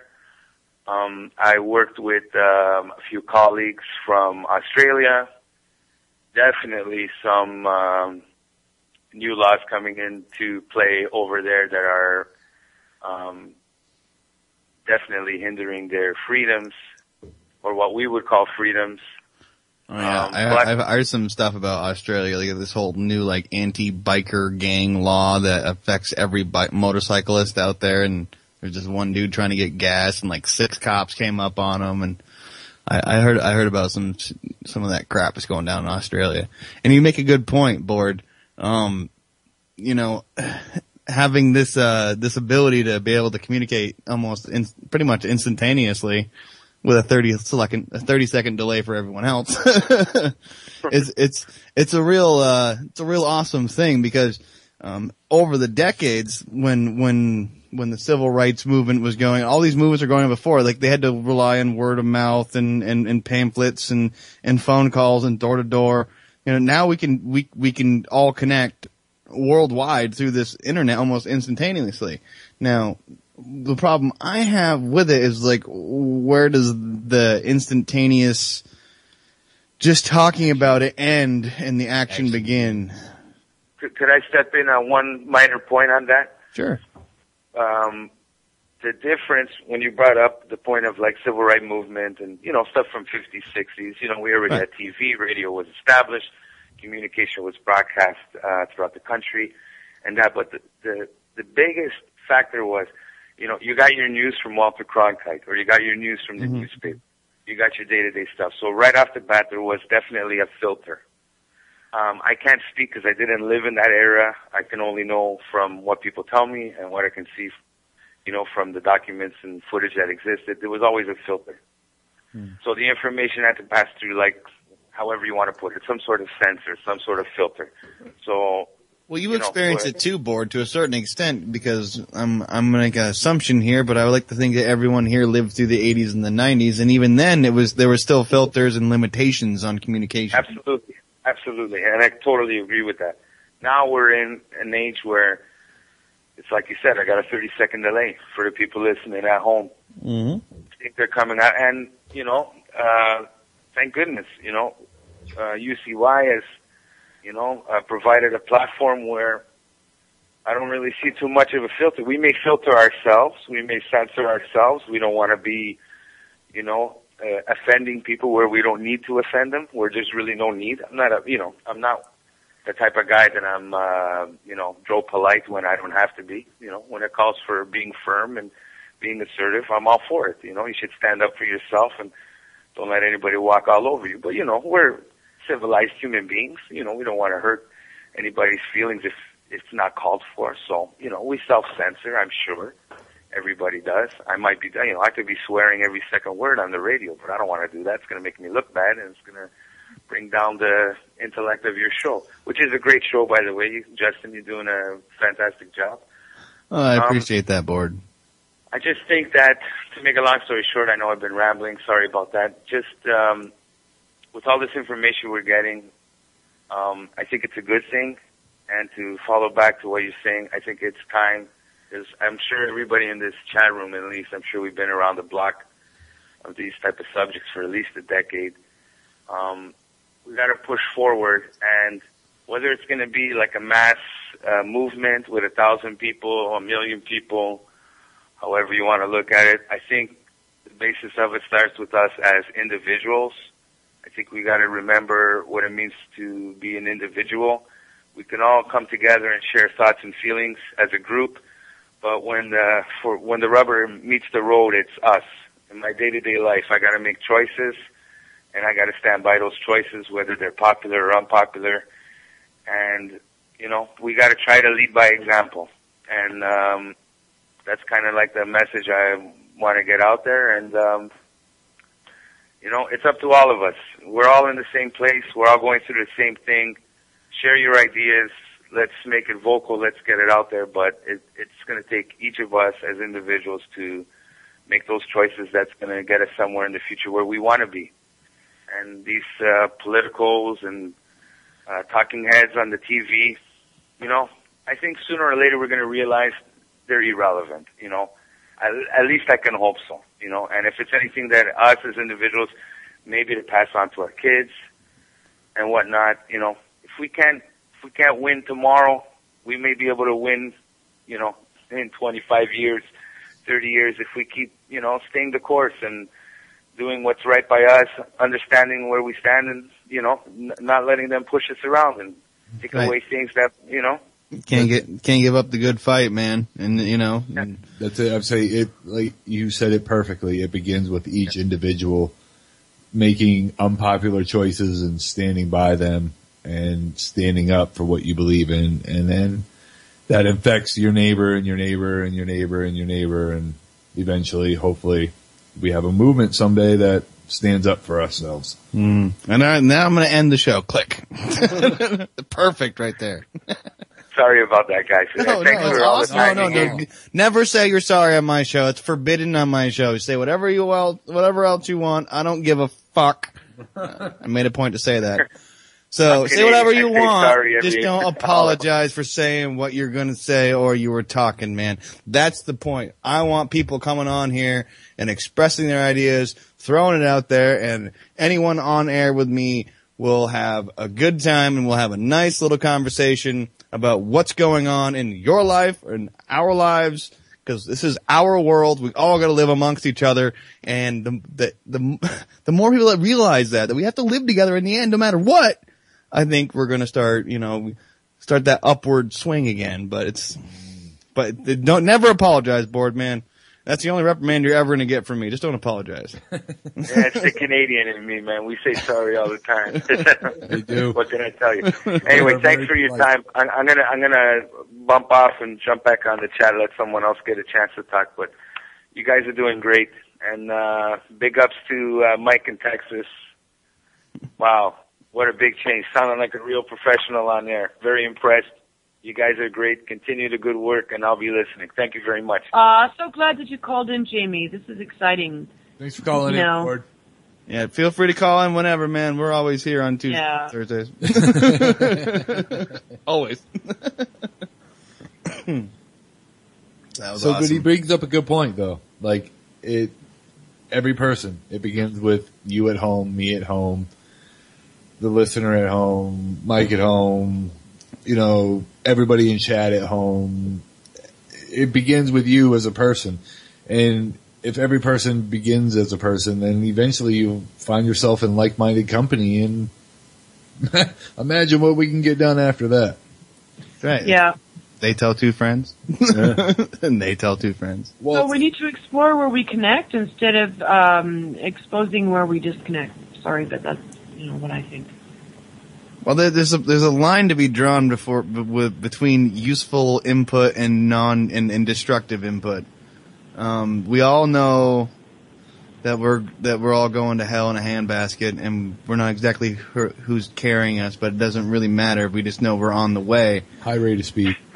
Yeah, we're on a high. Warp speed. But as long, and sometimes we get lost in what's going on and forget. We forget that we're here and we're still alive, and we got good friends, like right here, Mr. James, good friend of mine. Many years. He's sitting right next to me. And I got good friend Mike and good friend listener on here, and we're having a conversation. And we forget that, when you look at all the crap that's going on, like what's going on across the world, period, and knowing that mainly it's NATO and U.S. forces doing it, it really drags you down to where you want to like hole up in this little ball of a person in a fetal position in the corner with paint all around you. Yeah. Trying to figure out what you do next, but you can't figure out because you're so, hold yourself up because it's getting too much, and I have that from time to time. Like, it's just getting too much. Like, I was having that little thought going through my head not too long. I was like, when is enough for all of us? And like, when is enough for me? And then there's like, am I paying too much attention to this, or you start double thinking. And well, they get you to double think it. Like, that's, it's part of the psychological op. Well, it's like we talked about a couple weeks ago or last week. We're okay for you to continue on in your job in 2 years. What do you have to have? You have to have that nice little special RFID chip license that they're forcing us all to get. Correct? Mm-hmm. So you make the choice of, okay, do I continue to survive, quote unquote, in this world, or do I make the conscious choice to go be a hermit in the woods and be that loony guy that everybody at the local store talks about, because that's what they do at the local stores here. Mm-hmm. And it's like Ford said, it's a double-edged sword with the technology and all this that you have to partake to maintain, but you don't want to. You know what I mean? It's like an addiction sometimes. Well, yeah, it's like, you can't help it in either way. You have to do it. I mean, for you to continue on your job, if I want to continue to, quote unquote, be legally allowed to drive to work every day, like, you have to have this license that they make us get. Like, it's, like your inspection license. It's like your ASAEs. It's, even like with plumbers and electricians, you gotta have those licenses to do that. Yeah, you gotta have a license to practice law. You gotta have a license to frickin' sell houses. You gotta have a license to pick up trash. It's true. You have to have a license to pick up trash. Like, okay, really? Like, I mean, we're regulated and controlled to death, and it's like what you're exactly right. When is enough enough? When do you make the stand? And if you make that stand, who's with you? Isn't it somewhat like a nation of children? Like, if you've ever really noticed that a kid who's really, really rotten, if you can take that kid and beat him, put a shock. No, I'm not necessarily beat him, but that sometimes that's not out of line. But if you can put a kid like just recently had an interaction with a lovely little 14-month-old boy, and first time I'd seen him in a while, and went to a restaurant, and it's different, and he went in there and started doing what little kids do, screaming and yelling and banging stuff, and look at me, I'm sitting in a room full of people I don't know. And I just looked at him and I said, hey. And he stopped. He looked at me, and I think that's almost to a greater extent like what needs to happen here. We've just got a whole nation of people that need a smack on the ass. Yeah. I agree with you. And it's just a matter of getting enough people to stand up and say, hey, what are you doing? And that's, to me, that's the crux of what needs to happen, is getting enough people to make the collective, hey, and get them to stop. But I don't think it'll stop. It'll just go more underground, so to speak. Yeah, I think so. I agree. So I don't know. I mean, it's almost like a damned if you do, damned if you don't scenario. It really is a damned if you do or damned. Like, no matter what, you're damned. Yeah, well, if you stand well, there is no pretty outcome to this. Yes, there is. Yes, there is. No, there isn't. I want to say something. People that want to stand their ground, you stand your ground there. I'm leaving. All right? I'm not going to stand my ground somewhere where I see it collapsing. Well, the problem, that's not an option for everybody, though. Exactly. It's to each their own situation. Oh, right. A lot of people talk like it is. I'm going to move here. I'm going to move there. Either stand your ground or move. Okay, but I don't want to move anywhere else. I like where I'm at. I like the land I live on. I like the land I'm allowed to rent. I like where I'm at. So I want to protect where I'm at, and I want to protect my family around me, which includes my close friends. And to stand, in the end, we're damned if we do, damned if we do. If we stand up, we're going to get slapped James, down. You know what, James? I totally get that, because you are in a really good place. I am talking in the middle of a fucking city. I don't want to be here anymore, because I know what's coming down the pikes. Well, you guys are hunkering down, and I think it's awesome. And I think you know that, or I wouldn't have gone down there to check it out if I didn't. Okay, so, I mean, when you put it in those terms of being in a city or being out in the country, which we're at. Yeah, okay. Well, on those terms, yeah, I don't want to be in a city, but. That's all it's about. Well, yes and no, but if we stand up and make our voices heard, we're going to get slapped down. We're going to be like, oh no, we're going to be the bad dog. We're going to get the rolled up newspaper and we're going to get slapped. Maybe a smackdown is what we need, so people will see that the system doesn't work. The system is gamed against them, and any further playing in the system just enriches the system. Agreed. Well, agreed. And the thing is, though, is people need to see that to get shocked enough to stand up enough. And so my question is, I mean, I'm more than willing to be on the front line of something that needs to be happening, but something's going to need to happen, and who's going to be that person that stands up and makes their voice heard above all else and creates the movement and then gets slapped down. That's. Can I say something? I think that everybody's waiting for someone to pull the first trigger. I really see a lot of people saying, I'm willing to defend. They're all waiting. And all the, people in the know, they're thinking, all right, when's the next false flag attack? I don't know. I really don't know how things are going to change. I don't. But I just know that, Canada, I'm very disappointed in what I find out about the way they have just so, they're lockstep. You want to talk about lockstep, How many people have been responsible for the most deaths? Well, we could fight about that, but I just want to find a place for the next few years where I don't have to feel this kind of angst. Well, I'm not 100% sure, but it's pretty hard to find on planet Earth.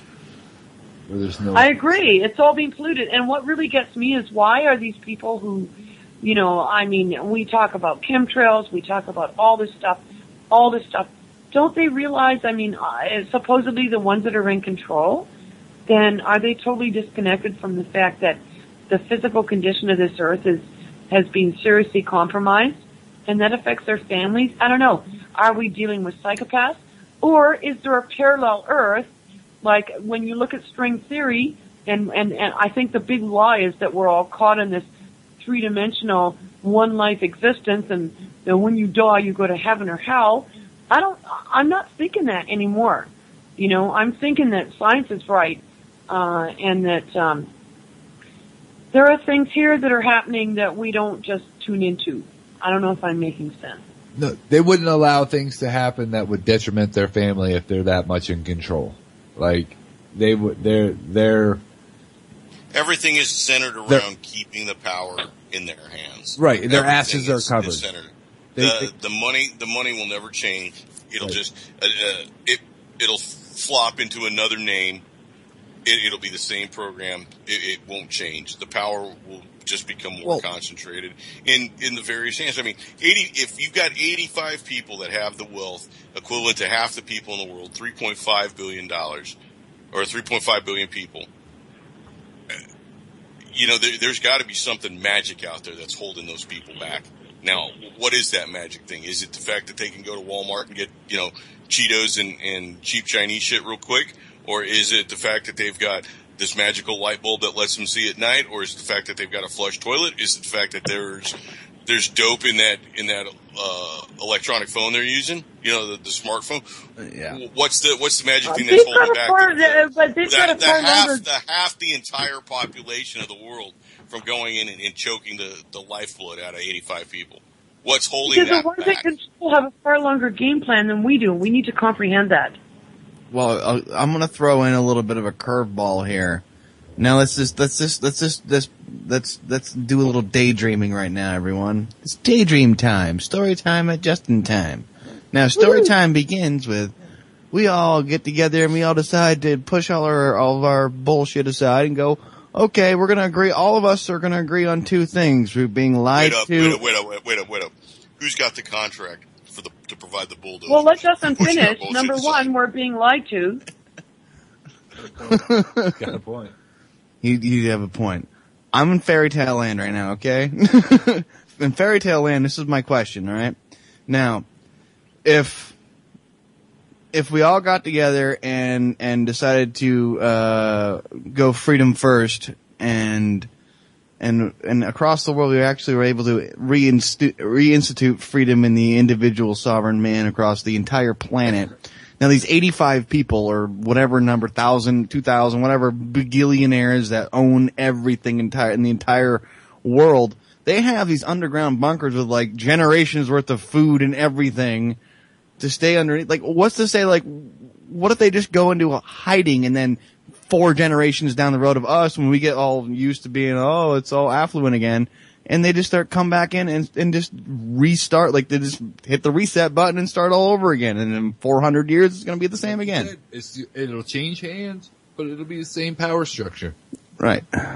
That's not going to change hands until something really drastic happens. So are we trapped in the three-dimensional existence, our physical bodies? Everybody's looking at Kim Kardashian and, oh my God, how do we appear to others? I think this is a big fucking lie. No, this is where we're at.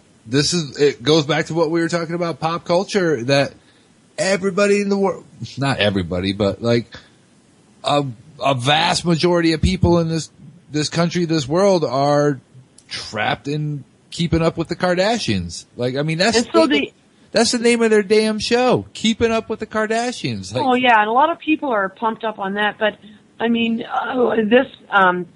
people using the internet, there's a lot of people now saying, I was scammed, I fell in love over the internet, I really thought I knew this person. This is really fascinating to me. It really is. Well, I haven't seen the movie yet. I've only seen previews for that movie where the dude falls in love with his AI on his phone. Like, that's creepy, but that's kind of where we're at too. That's where we're at exactly. He downloaded the Love app. He had to get the. All you need is a milking machine, guys. This is old technology.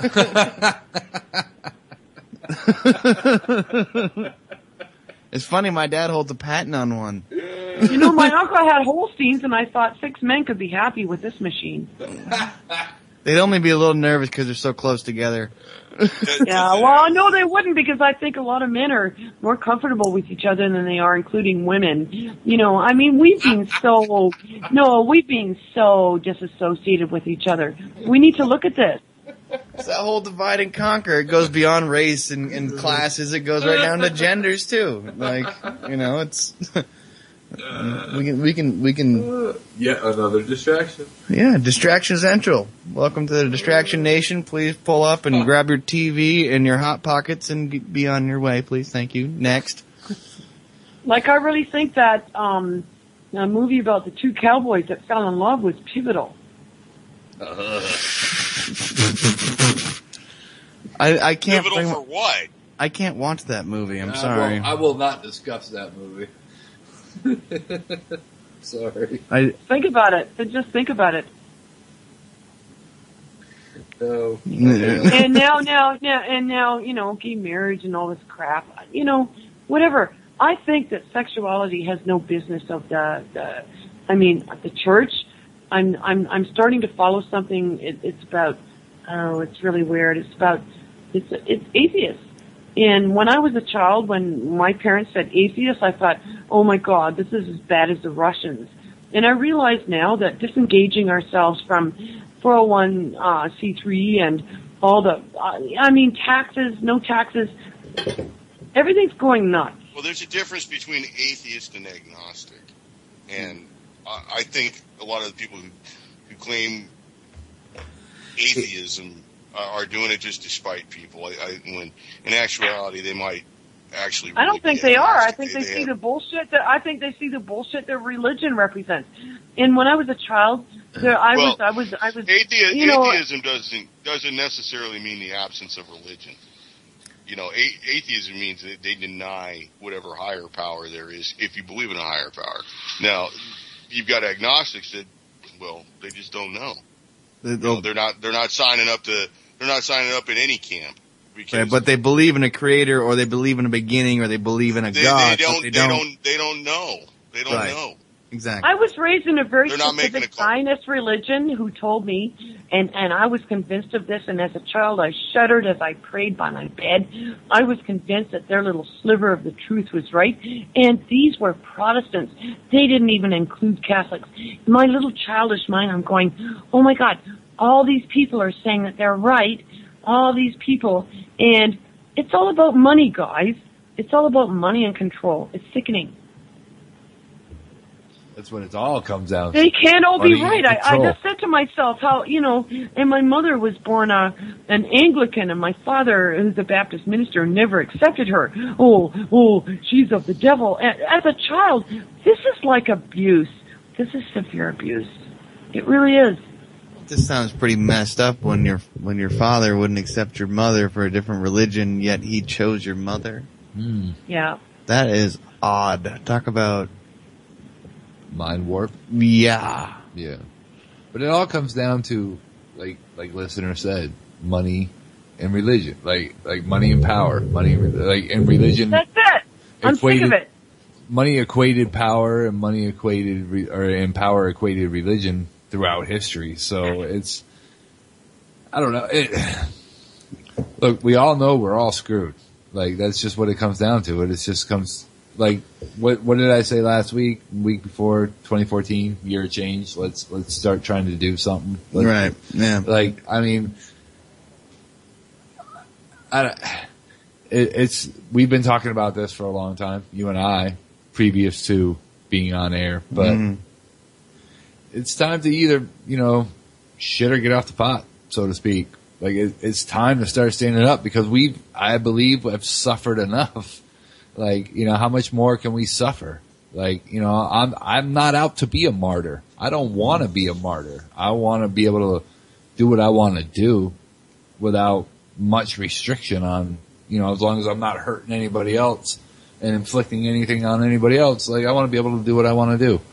Like, what's wrong with that? There's nothing wrong with that. The problem with that idea, though, is you can't bring that idea forth to a lot of people in the general public. They won't agree with you. They just won't, because they feel they need to have some structure. They need to have, I'm gonna relate to religion. They need to have some structure of hierarchy above them, because they don't feel that they can control their own lives, or not that they can't control their own lives, but they don't feel the people around them they can trust. So they need to have that system in place, because they're not strong enough of people to understand the fundamentals of being free and alive at the same time. Well, it's a nation of children, man. I mean, like, you get kids and they're acting up. They're almost asking to be disciplined, because discipline shows them love. And in some sick way, everybody feels that way about the government. Yeah. Or not everybody, well, but my relationship a majority with of the children. people. You know my relationship with the children. We're Yeah. going to be gone. They're going to be here. And if I don't speak up for the children, then they're fucked. And bottom line, and this is January 21st or 22nd. What is it? 21st? And New Year's was the worst New Year's I've ever had in my life. I just felt like everything was just going totally black. But I'm listening tonight, and I'm here, and I feel really good. I think that we need to be able to face our own demons. We need to be able to face ourselves and accept, our dark side, and then move on. Because when we're dead, the children are going to be here. So do we care about them? And I keep seeing in chat, it's for the children. It's for the children. Well, you know what? If you really think that, then all right, whatever you When do you see is it in going to chat, I'm guessing it's a joke, because that's how they sell it to everybody here. That's what they sell it to. Yeah, but to me, it's either that's in the name serious. of terrorism, or it's in the name of, or it's for the children. That's how But I take everything that- horrible gets sold. I take that seriously. I don't joke about it. Because I'll be dead, they'll be here. So if you really believe that, then whatever you do is your love story to the children who are going to be here when you're gone. Excuse me. Jesus. Coming right up Jesus. on the end here. You said Jesus. Jeebus. Jeebus. Jesus, Susan, oh my somebody. Lord. We are coming up on the end, so we have about 3 minutes, but you make a good point. No matter what we're gonna do, the next generation is gonna be here. Now, what do we do to make sure that they have the ground to stand on when it's their turn? And then what I'm seeing is not any. They're standing in that room in Last Crusade where you got to spell out Jehovah, right? And there's a bunch of holes in the floor, and they're screwed because they can't spell and they don't know how to figure out anything. And like the education system is screwing them, and the fact that It's not even education. I mean, yes. there's that, but then the family. To stand on that we had to stand on, and we didn't have a clue until whatever point that you were awoken and I was awoken. Like they have less ground to stand on now. Like you see what I'm saying? Like Right, yeah, they have they have way less ground to stand on. They don't have the mental capacity to deal with it, and they don't have their family there to teach them anything different or better. Good point. That's the thing. So listening to each other, things will get better. As a listener, I want to say that if you can listen, it'll get better. I truly hope so. Yeah, me too. Me too. I hope everyone out there is taking something away from these shows and all these networks and everyone that's trying to say something. And I'm going to end the show here in a second because we're down to the last minute. Jonathan and Steven, the continual condition is on next, and I think on the Jeff Jefferson is after that. Then Primer Time with Michael and Dan. And we got Prepper Chicks after dark for the rest of the evening here. And I would like to thank Listener and Mike and James for being here with us, and Board for calling in, and Vinny for calling in, and everyone in chat, and Jules for this awesome forum. It's just amazing around here. It's fun. It's a good time. It's fun. I like the Most definitely. So I don't know what else to say. So anyone with last words? Anyone? I'll quote Clubber Lang. All right, do it. My prediction, pain. Perfect!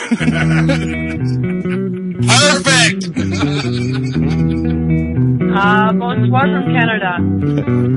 Later, everyone. Have a good